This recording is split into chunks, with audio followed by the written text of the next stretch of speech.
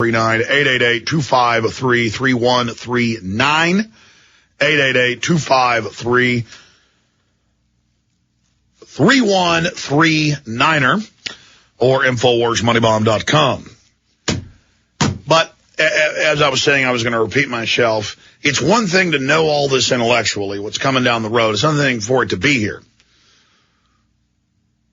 I guess it's like a nation. We were told 6 months ago we had brain and lung cancer, and it's 6 months later, and we're gasping for air here on the bed and at the hospital, and our grandkids are all around the nation, and we're like, wow, I'm about to go into the wild blue yonder here. You know, it's how long did Senator Strom Thurmond go? He went 24 hours, 18 minutes. They're not allowed to go to the bathroom. They're not allowed to stop talking. And they're bringing me news in here. InfoWars Money Bomb, Alex Jones hosts 24-hour marathon. Glenn Beck's alter ego. That's the Post-Chronicle.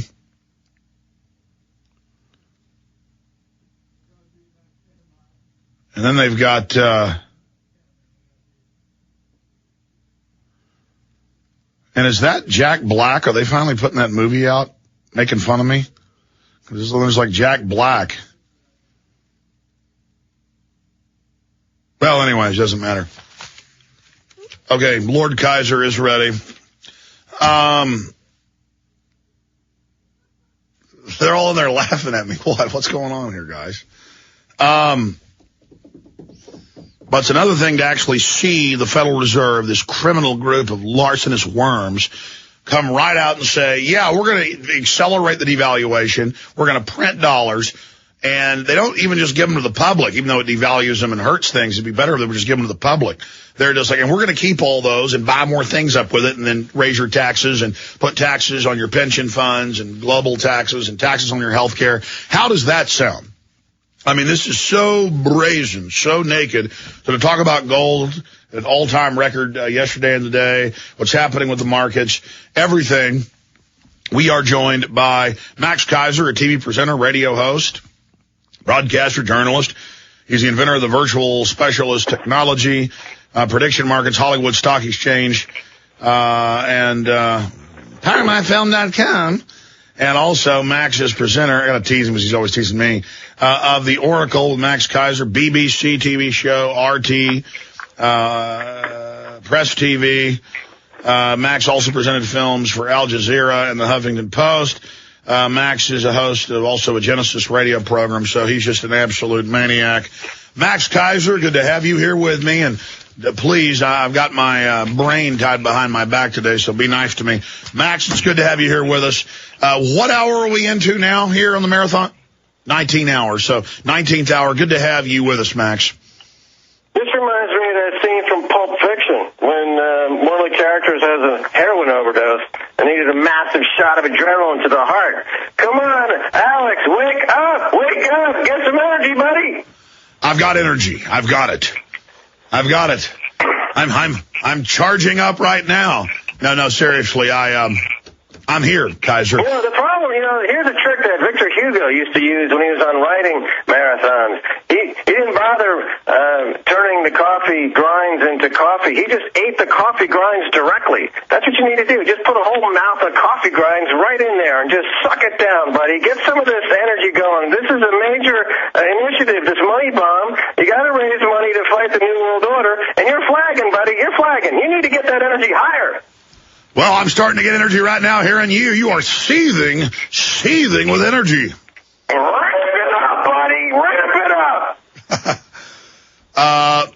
Max, your cell phone broke this morning. It had very low audio, and I guess you don't have a landline. Where did you discover a landline? Did you run down to that cookie shop? And I'm down here at the fabulous worldwide headquarters of the MaxKeiser.com Enterprises, where we record the Keiser Report and the On the Edge programs for the enjoyment of our millions of fans out there around the world. So I'm in the studio, I'm in the bunker. We got a good landline, and let's talk about gold for a second. Gold, as you have pointed out, is once again busting out to new highs, Alex, and for the reasons that we talked about. And there's a new wrinkle in the story, and it has to do with China now becoming actively involved in a shooting war. And what are they shooting? They're shooting in the currency war. They're shooting currency. And here's the irony. Here's the tragedy. Here's the sociopathology of it. For the past 10, 15, 20 years, America has gone to Walmart and given Walmart all their hard-earned money for stuff made in China.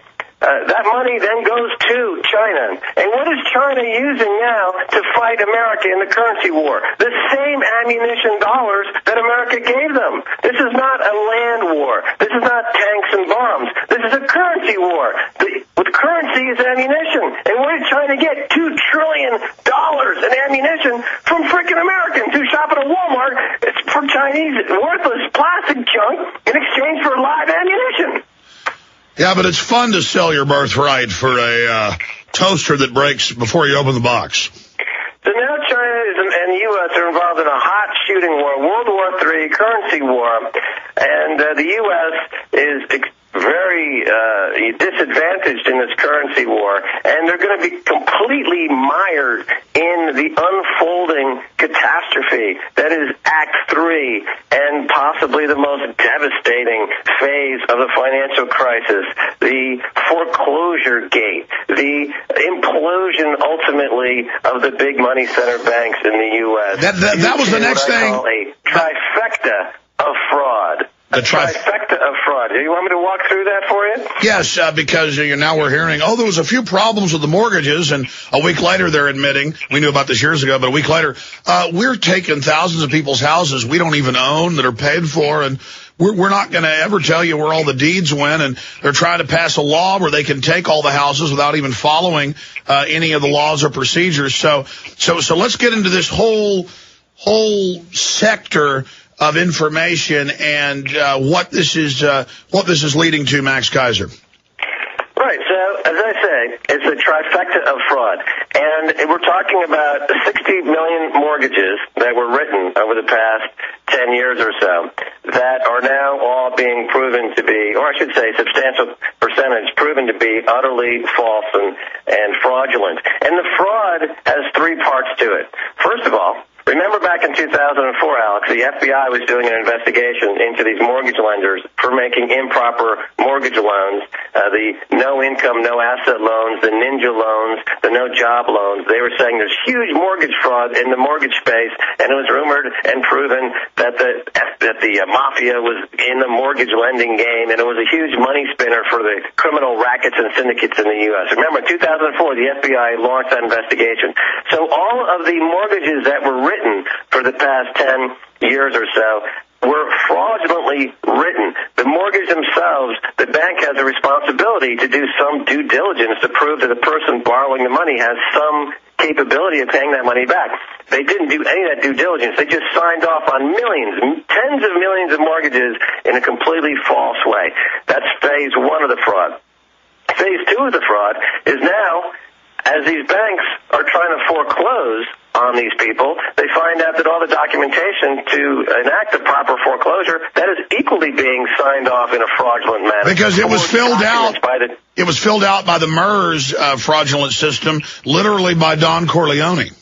Right. The MERS system is a way to take 60 million mortgage contracts and to turn it into a synthetic product. These mortgage contracts are to legal documents what a chicken McNugget is to a chicken. Okay?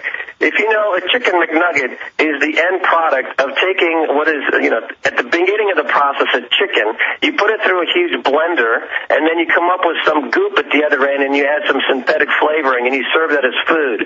MERS is the processing intermediary.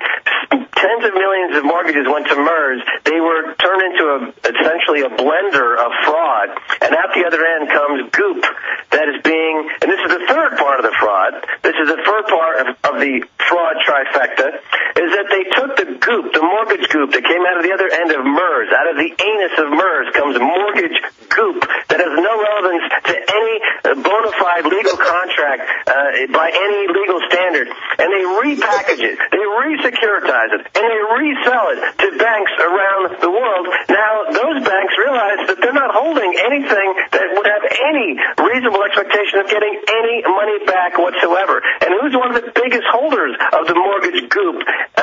The Chinese. So they are becoming belligerent in the shooting war of this currency war, and their objective is twofold. Number one, destroy the U.S. dollar. Now it's no longer a question of, well, America's going to lose its competitiveness, so people are just going to ease their way out of having a lot of dollars in their portfolio, and they're going to diversify into other currencies. No. Now it's the dollar is our enemy. What do we do to blow it up? That's the Chinese mentality now. The Chinese are just getting increasingly more antagonistic and belligerent in their dollar holdings. But maybe we can have a Harvard lawyer read off a teleprompter in fancy pants the Chinese. But I want to go back before you continue on the MERS situation.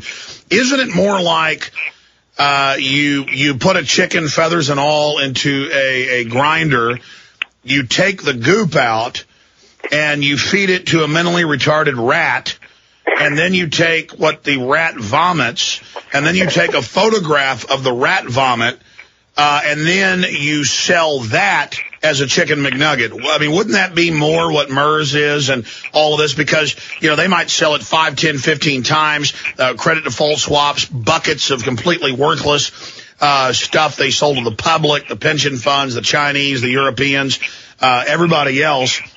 Of course, this is the globalists. You say America, sure, the swindlers running things here allowed this to happen.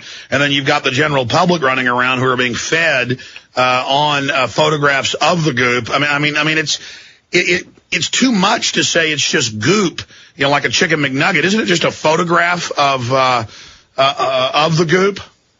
Yeah, that's an excellent point. In other words, the catch-all phrase that is used to describe this market is the derivatives market. Derivatives, meaning that the entity, the thing that we're selling you, the value derives from something else. And as you just described, the value that is being used to derive the current value is based on something else that it too is a derivative of something from another value, which it too has a derivation from another value. So there's this whole chain of derivatives stacked up on top of each other. And as you say, it might as well be just a photograph of rat vomit coming out of the anus of a chicken McNugget for all the value that these things have. But they are able to use the law. This is another key part of the racket, because we're talking about a criminal syndicate, a racketeering problem here. You've got banks manufacturing these fraudulent documents and then packaging them as bond-related securities to other banks in foreign countries. Then you get the Justice Department to sign off on this as being somehow legally precedent. Now, we have evidence of this just last week. When the story first broke, what did J.P. Morgan immediately try to do? They immediately got Congress and the Senate passed this bill, which lowered the standard for notary qualification for a mortgage. They got that passed in 24 hours. Now, Obama put a pocket veto. He stopped this from becoming law. But within 24 hours, when caught stealing, the banks got a law passed in the Senate within 24 hours. To put that into context, the Americans have been trying to get decent health care for 20 years. They can't get a single bill through Congress that represents decent health care. Here the banks, in 24 hours, got the president, a bill in front of the president to radically transform the entire financial legal framework to allow the banks to lower the standard for the notary authorization on mortgages to cover their butts.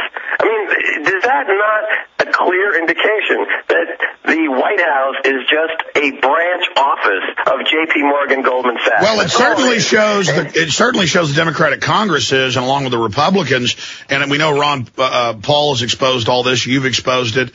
We know that Barack Obama got 4 or 5 times the money from Wall Street McCain did. Not that McCain was good. It's just that Obama was going to be their man to kind of con people to go back to sleep. But why did Obama do something right? I think this may be the only thing he's ever done right. What I've been told by a lot of experts I agree with is he did the pocket veto. He did an outright veto it, and they're going to pass it after the election.